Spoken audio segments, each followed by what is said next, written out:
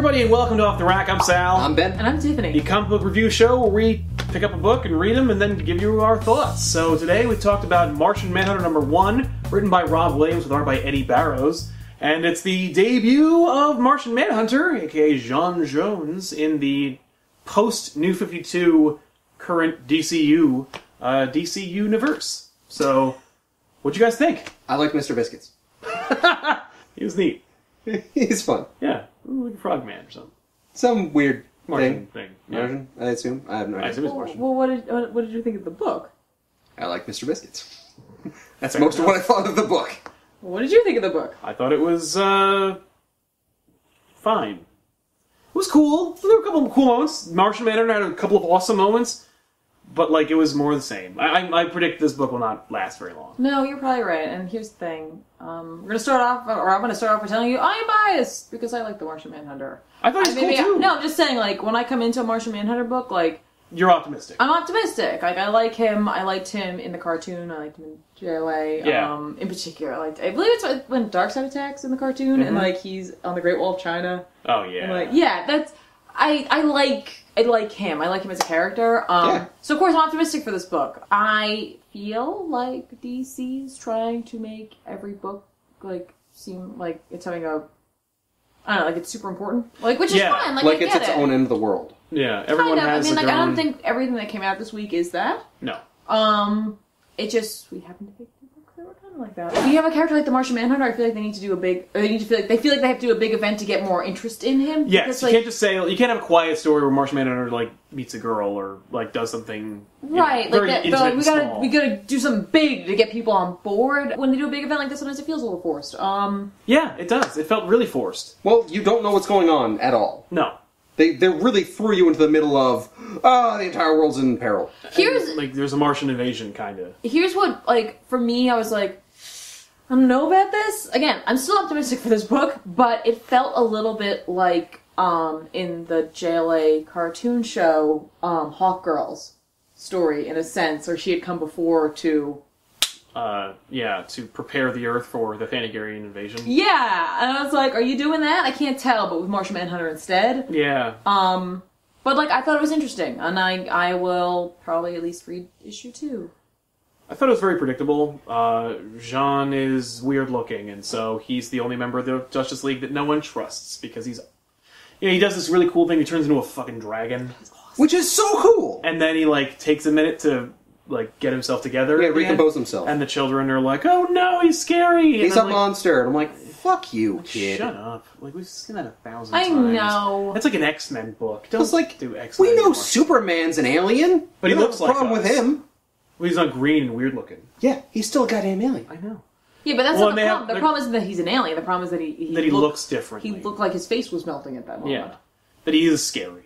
Yeah, he could be conceived as such in between transformation. Yeah, well, when he was a giant dragon, he was fucking cool. Yeah. Well, yeah, and I don't think anyone's just like disputing that, but you know, it's kind of Frankenstein.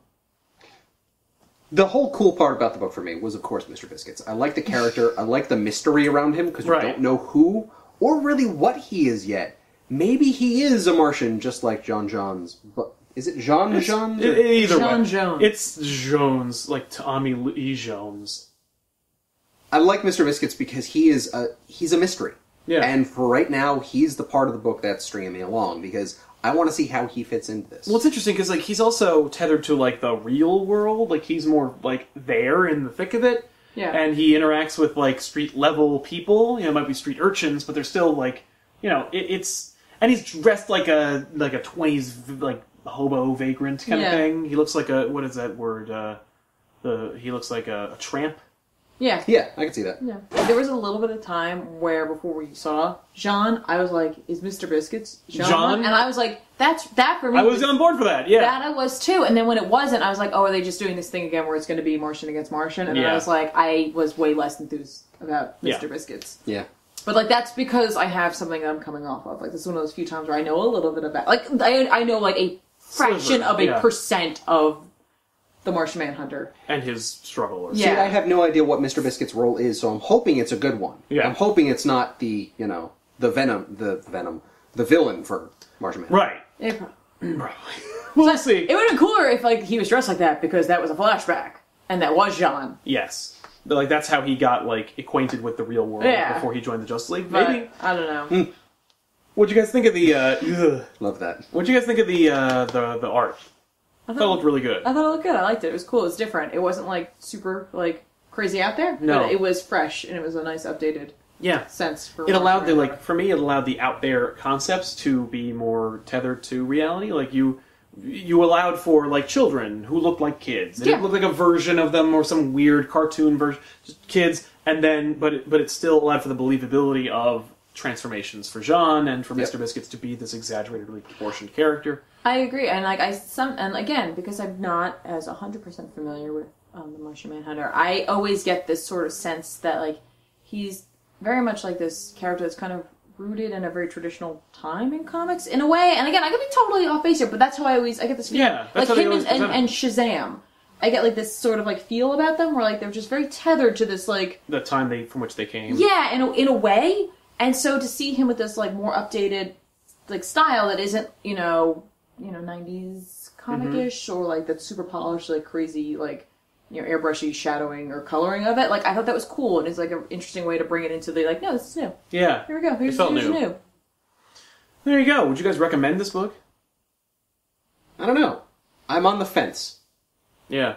Maybe, like, I don't know if you're interested in Martian Manhunter. Like, yeah, if you've been waiting for this, then you're probably gonna enjoy it. I don't know because I don't know what this book is gonna. This book could go anywhere. That's kind of cool. And I don't know. I feel like I don't, like you said before. Like I don't know if I have enough faith in this book that they're like not the faith in the book, but the faith in the publisher to keep the book going. Yeah. So like, and that's always my concern, which is a terrible concern to have because then it makes you not want to buy the book, which then tells the publisher you don't want. You know what I mean? It's like self-fulfilling. You just make it happen then. It's like not watching Constantine because you know it's going to get canceled, and then it gets canceled because nobody watched it. Exactly. And I don't want to do that. But I mean, Constantine's canceled. Yeah, it's over. Sorry. I don't care enough about Martian Manhunter as a character, and I was not pulled in enough by this book for me to be on board. And because I know how these guys run, like, it's gonna get canceled anyway. I'm sorry. I only want to know who Mr. Biscuits is. Right. I want more Mr. Biscuits. I don't want more Martian Manhunter. Which is weird, especially since it's not. his book. Well, he's not even connected with him in any way, seemingly he so will far. be. He will be No. definitely. He will be at some point, but like right now, I'm like, I just want him. Yeah. I mean, like, I don't know, for me, I was just like, clearly this character has a connection to the Martians in general. Oh, yeah. Like, so like, I was like, oh, it's Alien. Alright, cool, whatever. Because they're both green. No, I mean, like... Put two and two together. Well, it's not just that. I mean, like, he's in the book. Yeah, and they make he's in this book. And he questions... He opened the book and closed it. And he questions his moral compass. And his speech bubbles are not entirely normal. Yeah, I was like, no, whatever, cool. Yeah. Well, you know what I did like? What's that? Is, Jean isn't stuck in the Watchtower. Yes, I like that. He's not on monitor duty. For once. Yeah. That was cool. Yeah, I like that too. So, Martian Manhunter #1. There you go. Anyway, thanks so much for watching, everybody. We'll see you guys next time on another episode of Off the Rack. I'm Sal. I'm Ben. And I'm Tiffany. So long and have a nice day.